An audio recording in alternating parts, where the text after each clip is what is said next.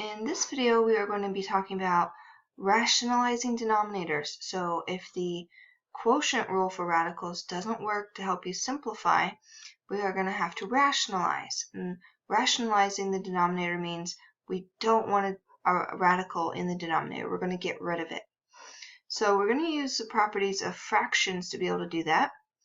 If you remember about getting common denominators, you can write equivalent fractions as long as you multiply the numerator and the denominator by the same amount. In this case, we're going to be multiplying the numerator and denominator by a very specific amount because we want to get a perfect square to get rid of this square root. We have to have a perfect square to be able to take the square root of it. So here I just have the square root of 3, but I want the square root of 9 so that I can take the square root of 9 and get 3, and then there's no longer a radical. So we're going to multiply the numerator and the denominator by the exact same amount. And notice it's the square root of 3 and not just 3, because to be able to join these two radicals together, they have to have the same index. So a square root, a square root. Once I multiply those, I have 2 square root 3. This was not under a radical. I can't put it underneath. It stays outside. Then the square root of 3 times the square root of 3 can be combined into one radical of the square root of 3 squared. Right? 3 times 3 is 3 squared. And if we did that right, this should get rid of that radical in the denominator. So square root of 3 squared is 3, not 9. Well, it's the square root of 9. So if that makes you feel better, you could rewrite that as the square root of 9. But the square root of 9 itself is 3. There's no radical in the denominator. I have rationalized it.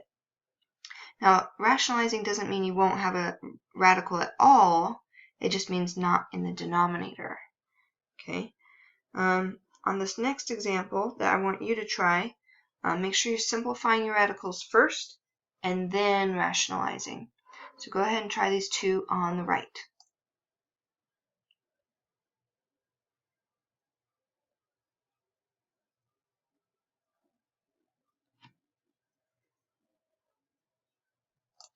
Alright, we have 7 divided by the square root of 2.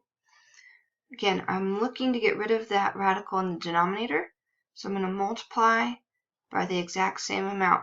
So now I have a perfect square to get rid of my square root. In the numerator, I'll have 7 times the square root of 2. Right? The 7 was not under a radical. It stays outside of the radical. In the denominator, I have the square root of 2 squared, or if it makes you feel better, square root of 4, because of that 2 times 2. And then I simplify. Square root of 4 is 2. And that is rationalized. In this next example, part B, I'm going to simplify all of my radicals that I can first. So in the numerator, square root of 9 itself is 3. And remember, a number next to a radical is multiply. So right here is multiply. And so when I take that square root, it's still multiply there. Square root of 16 is 4. So I can take that out. It's a perfect square. Y cubed is the same thing as y squared times y. And y squared is a perfect square. Square root of y squared is y. And then I had one y left over that I can't get rid of yet because it's only 1. It's not a perfect square. Let's simplify this a little bit further. I notice I have a common factor now of 2. If I divide out a 2, I'm left with 3 in the numerator. And 4 divided by 2 is 2y square root y. Alright, so all I've done is simplify the radicals that I have to start. I have not rationalized anything. To rationalize means to get rid of the radical in the denominator.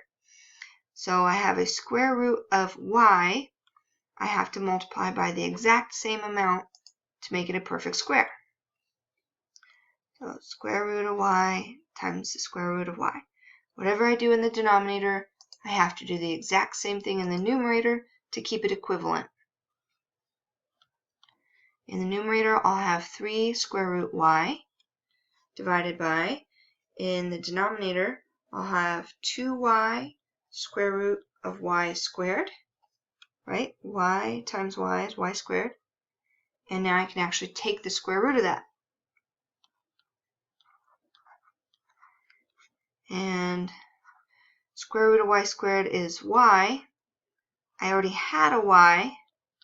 So one last step here where we multiply 2y times y and get 2y squared. And that's as far as we can go.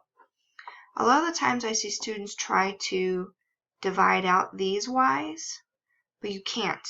This one in the numerator is under a radical. The one in the denominator is not under a radical. These do not divide out. Okay.